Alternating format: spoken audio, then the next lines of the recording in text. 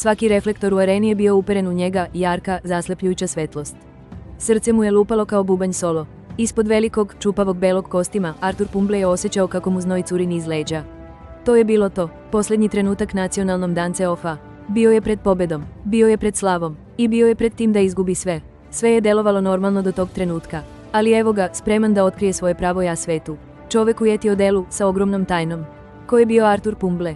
Za njegove kolege bio je najdosadniji čovek na svetu.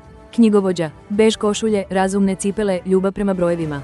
Njegov život je bio sprečit, uredan i čist. Želeo je miran život, jednostavan život, bez ikakve frke. Ali Arturu je trebalo nešto više.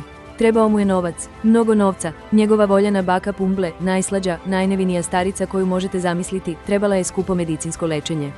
Računi su se gomilali, veliki i strašni. Artur, sa svojom skromnom knjigovoljskom platom, bio je zaglavljen.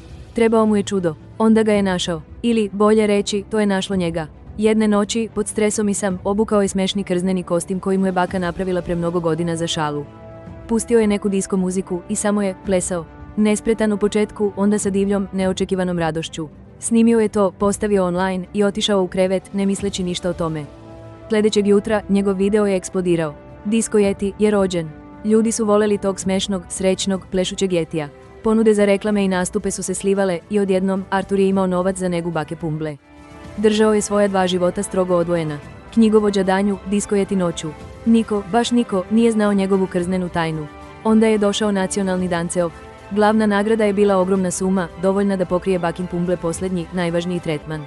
Ali postojao je uslov, svi takmičari su morali da skinu maske u finalnoj rundi. Artur je bio rastrzan. Da li je mogao da rizikuje da se otkrije, da pokaže svoj pravi, sramotni identitet svojim dosadnim kolegama, sve zbog bake? Morao je. Prijavio se, govoreći sebi da može da pobedi, uzme novac i jednostavno nestane pre skidanja maske. Ali život, kao i uvek, ubacio je prepreku u njegov pažljivo isplanirani tajni život. Njegov najveći problem nisu bili drugi plesači. To je bila Brenda Higgins, koleginica knjigovođa iz njegove firme. Brenda je bila uporna, oštroumna i nanjušila je sve što nije na svom mestu. Primetila je Arturova iznenadna odsustva, čudni sjaj šljokica na njegovim bež sakovima, način na koji je ponekad blago mirisao na suvi led i očaj. Brenda je počela da ga posmatra. Ne na strašan način, više na vrlo iritirajući, jako organizovan, sprečit baziran način. Artur je pokušavao da bude oprezan, ali što se više trudio da se sakrije, to je Brenda postajala sumnjivija. Iskradao bi se posla ranije, tvrdeći da ima zubarski pregled, samo da bi ga Brenda videla kako kupuje šljokice. Objašnjavao je svoje umorne oči govoreći da je radio kasno, ali Brenda ga je jednom uhvatila kako drema u ormaru za kancelarijski materijal, pevajući disko melodiju.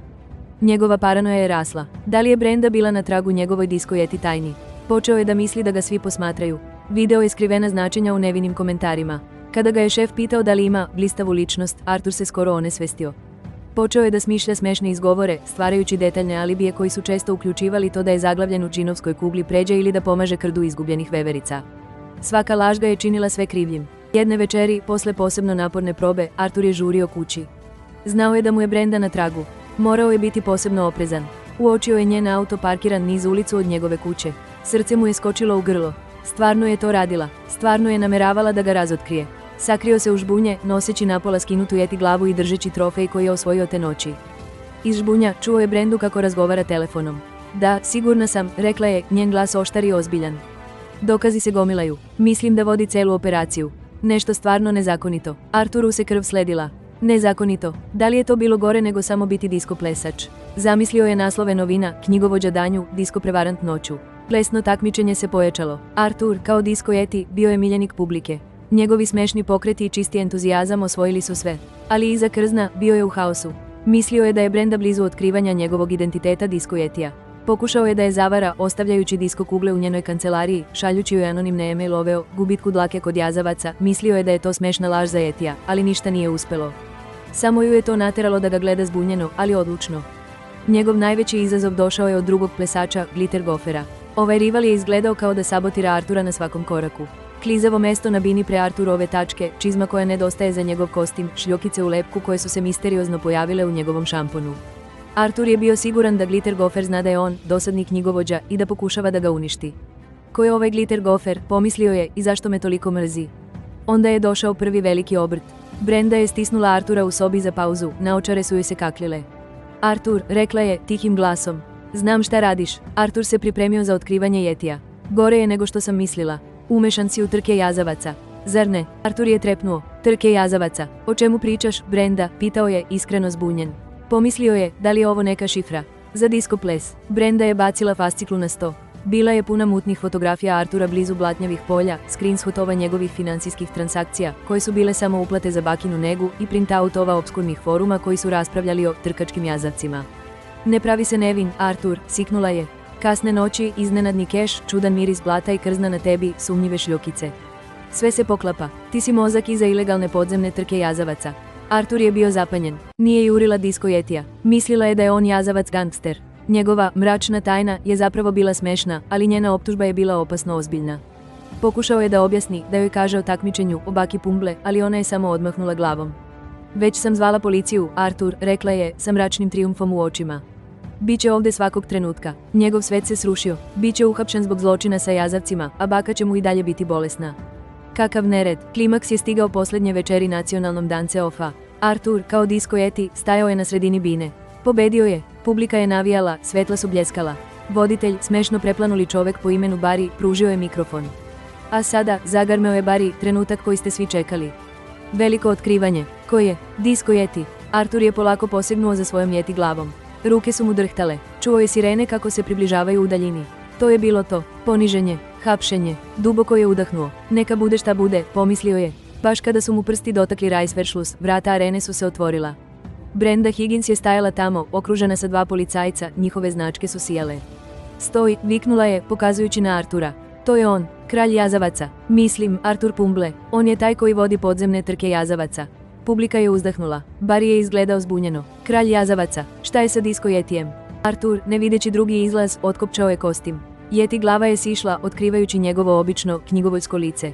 Publika je ponovo uzdahnula. Ne zato što je bio kralj jazavaca, već zato što je disko jeti bio Artur Pumble. Brendino lice je pobledelo. Vilica joj je pala. Artur Pumble. Disko jeti. Ali, jazavci. Onda, glas iz publike je prekinuo tišinu. Poznat glas. Oh, Brenda, dušo, pusti dečka da pleše. Skoro je uspeo. To je bila baka Pumble. Uvezao ju je bolničar, izgledala je savršeno zdravo, sa nestašnim sjajem u oku. Držala je malu, krznenu, koparcajuću životinju pod miškom. Policajci su pogledali baku Pumble, zatim jazavca, zatim Brendu, koja je izgledala kao da će da se onesvesti. Jedan policajac je istupio napred.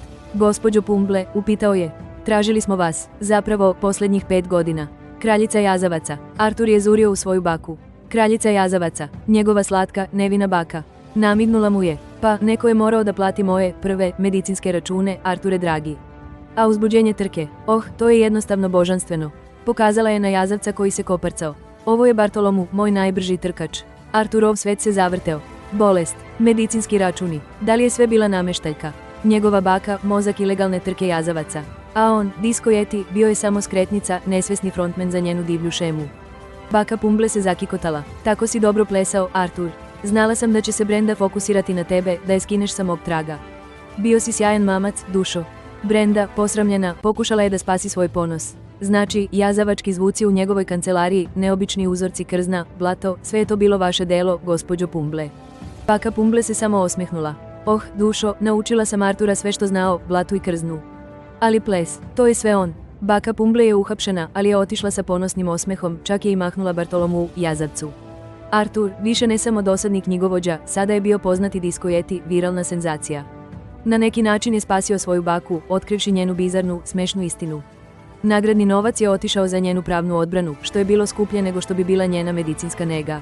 Brenda, potpuno ponižena, napustila je posao. Ali nedeljama kasnije, Artur ju je video na času plesa u zajednici, kako nespretno isprobava tango. Izgledalo je da je uzbuđenje otkrivanja tajni, čak i ako pogrešno, probudilo nešto u njoj.